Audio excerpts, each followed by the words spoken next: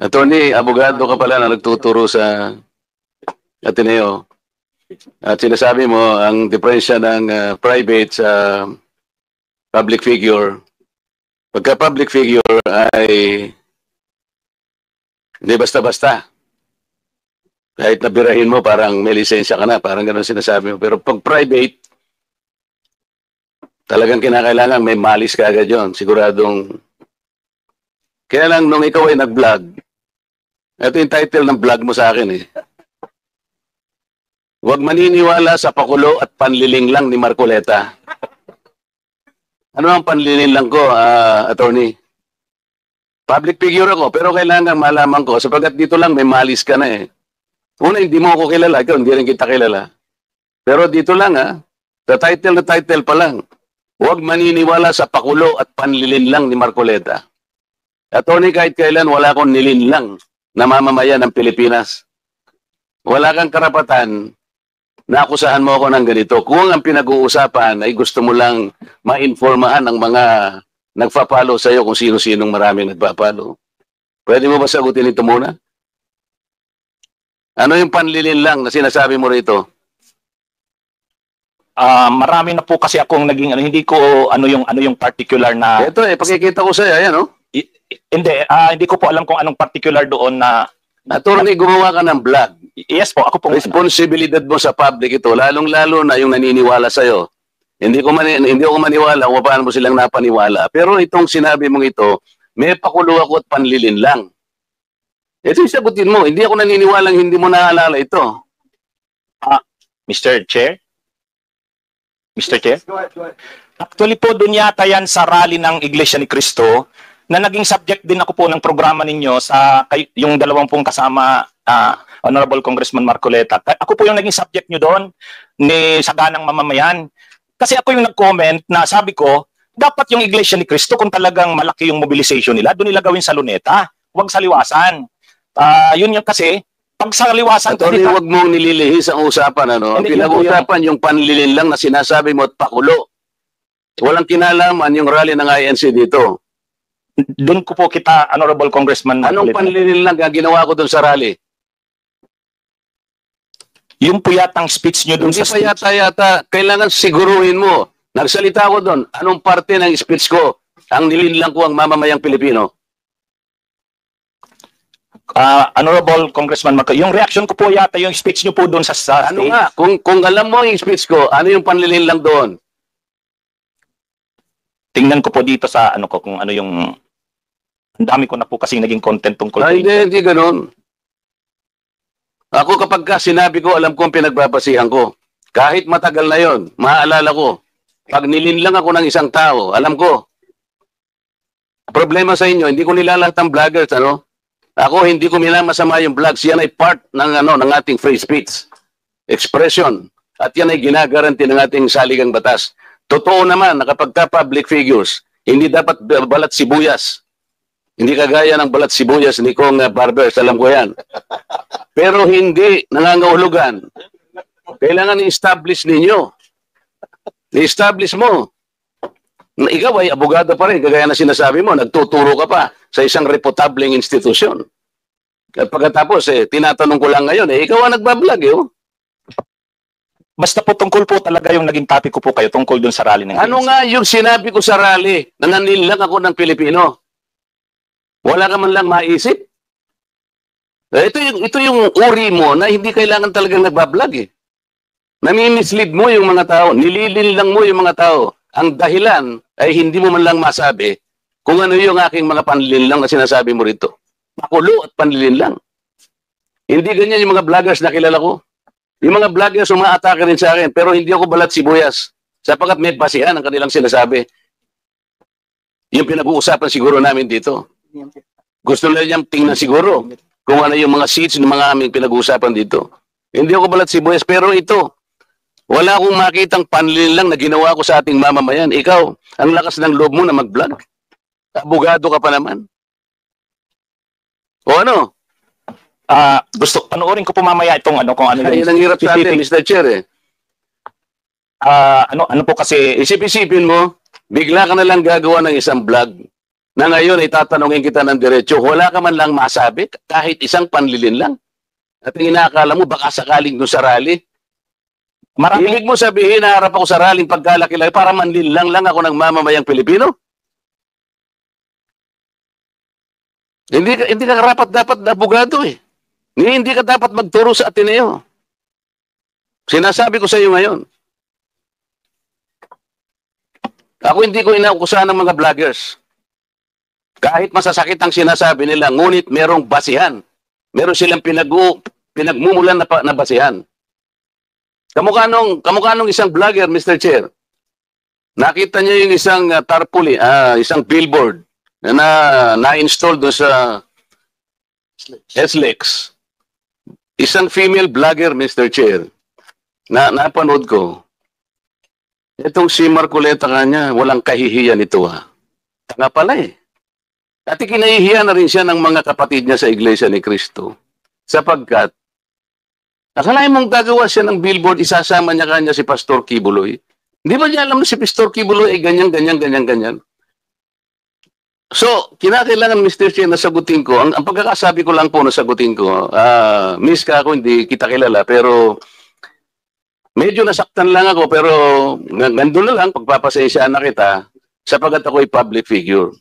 Kung kulang ka ako ang ginanito mo, okay lang eh. Kaya lang kita sasagutin sapagkat yung mga nakikinig sa'yo, baka malin lang mo. Baka sila'y mailigaw mo sa paniwala na ako nga ang gumawa ng billboard na yan. So ipinaliwanag ko, Mr. Chair, hindi ako gumawa ng billboard na yan. Nakita ko na lamang po na biglang kasama po ako ron. At hindi naman po ipinaalam sa akin nung gumawa. Siguro po dahil si Pastor Kibuloy po ay tumatakbo ring isang senador, inakala niya sigurong magiging maganda rin para sa kanya kung kami po'y magkasama. Eh ako naman po'y wala namang magagawa tungkol doon. Pero hindi ko na po, wala na po akong reaksyon sapagkat public figure nga po ako eh. Lahat kami ay tatamaan. Ito nga po yung napakagandang pagkakasalita po sa Korte Suprema eh. Mr. Chair, basahin ko lang, maliit lang po ito. The interest of society, ito po yung United States versus Bustos. The interest of society and the maintenance of good government demand a full discussion of public affairs. Complete liberty to comment on the conduct of public men is a scalpel in the case of free speech. The sharp incision of its probe relieves the abscesses of officialdom. Men in public life may suffer under a hostile and an unjust accusation. The wound can be assuaged with the balm of a clear conscience. A public officer must not be too thin-skinned with reference to comment upon his official acts. Kaya kaya ko na lang siyang itolerate, Mr. Chair, yung babaeng yun eh. Pero ikaw, attorney, dahil sa attorney ka, yan ang sinasabi mo, at nagtuturo ka pa sa isang reputable institution, dito lamang sa title mo eh.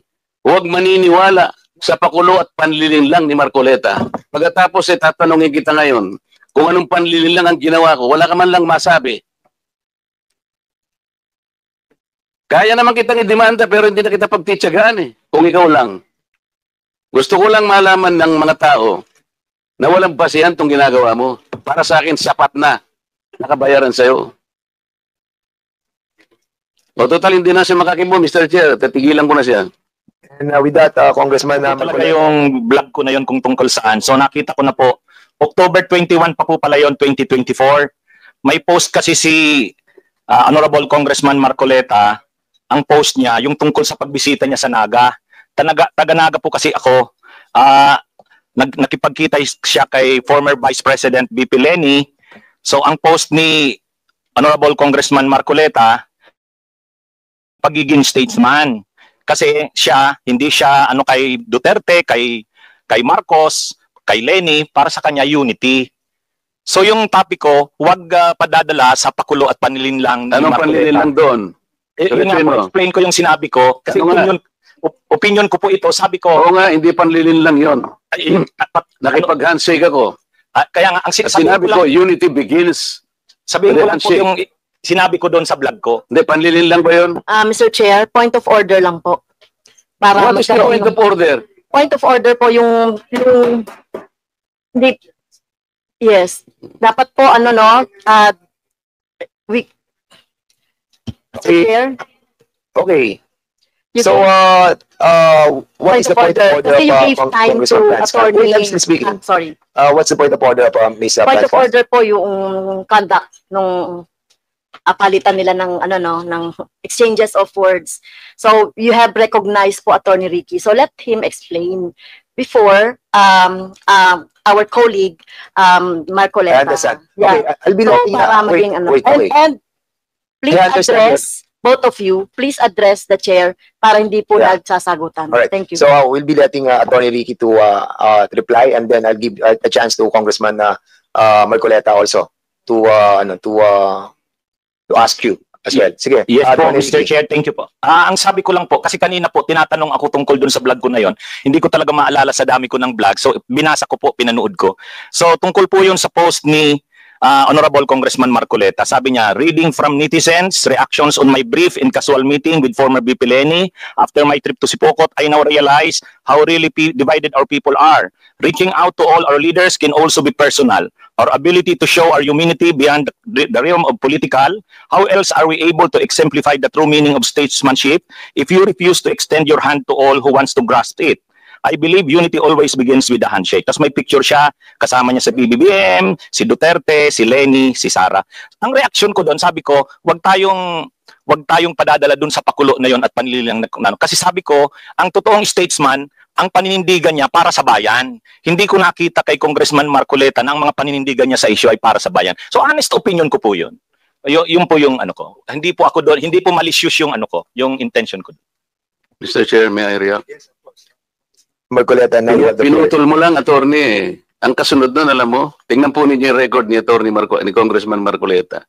Siya yung nagsara sa ABS-CBN. Ang yabang-yabang niya.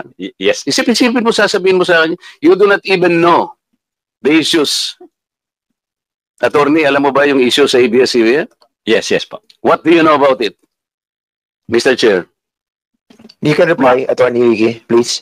Mahaba po yung mga issues. Pero ang nire-issue pong issues doon, maraming hindi binabayaran ng tax ang ABS-CBN, may mga properties na in-acquire na illegal yung pagkaka-acquire, hindi binabayaran ng mga workers.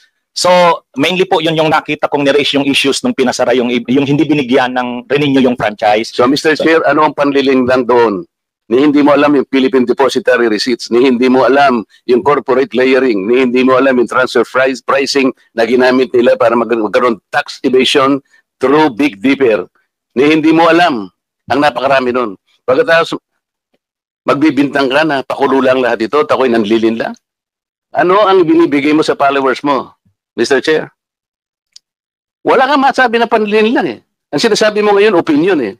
Pwede kang kumabyo ng opinion, attorney ha, kung talagang attorney ka. Pero wag kang mag-chat na ako'y nanlin lang ng mamamayang Pilipino. You want to reply, Attorney Ricky?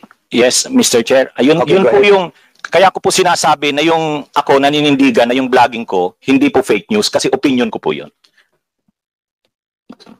Basta mo na lang sasabihin, Mr. Chair, na opinion mo yun, pero kinarge mo ako na manlilin lang. Hindi ka ba magsasabi ng facts mo kung paano ako nanlilin lang ng Pilipino?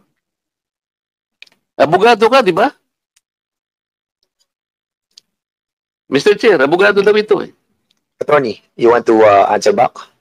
Again, Your Honor, yun na rin yung sinasabi kong concepts natin na ang mga public officials, talagang open sila na punahin, i-criticize, medyo masakit minsan, pero yan yung pagkakaiba ng public official sa private citizen. Mr. Chair, hindi siya nagkikriticize eh. Sabi ko nga, binigyan kita ng halimbawa doon sa isang babaeng vlogger na sinabi niyang tanga ako at ikinahihiya ako ng lahat ng mga members ng INC. Pinatawad ko na siya ron eh. Masakit yun pero dahil meron siyang nakitang ganun. Pero ikaw sinabi mo eh, nanlin lang ako eh. Ngayon ang sinasabi mo, may opinion ka, nanlin lang. Wala kang masabi ngayon kung ano-anong ginawa ko para manlin lang ako ng Pilipino. Hindi ka abogado eh. Hindi opinion ito. Mr. Chair? Yes, sige. Okay na po siguro kasi marami pa sigurong pag-usapan. Ikaw ang manlilin lang. Okay. Thank you so much to both of you. We exhausted that issue and we let the both parties to say their piece. And that's the spirit of this committee, no? Para maging balanse po tayo and fair. I want him to apologize, Mr. Chair.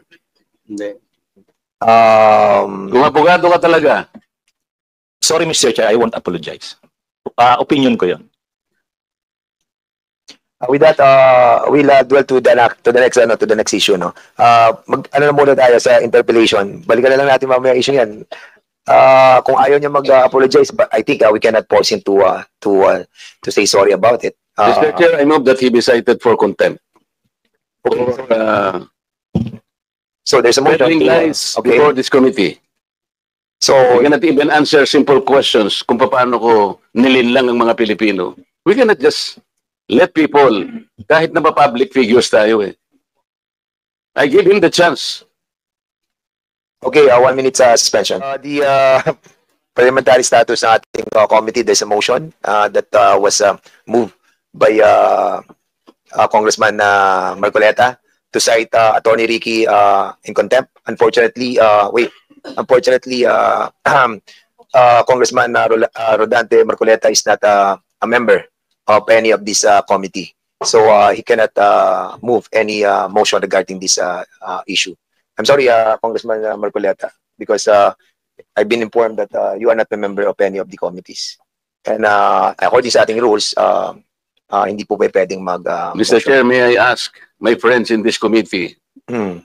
who are well-intentioned enough, and I think they wanted also to protect not only the reputation of this committee, but I think in the interest of truth. With that, Mr. Chairman, siguro, Mr. Chairman, Co-Chair. Hello. Mr. Chair, While, sige, Congressman, can we table this motion for the meantime and proceed with the interpellation? Yeah. I think we can go back to that motion later, May but others. I think we should discuss that thoroughly, since this will be a contempt order and it will be needing the approval of the members present. So it's already 3 p.m. and we have 11 interpellators. So that is my suggestion, Mr. Chair, with the indulgence of Congressman Marcoleta. The members here have been here since early this morning. So kung pwede, tumuloy na muna tayo sa interpellation, then we'll go back to your motion. no, we cannot go back to the motion unless we will be able to talk to the other members to move for that motion.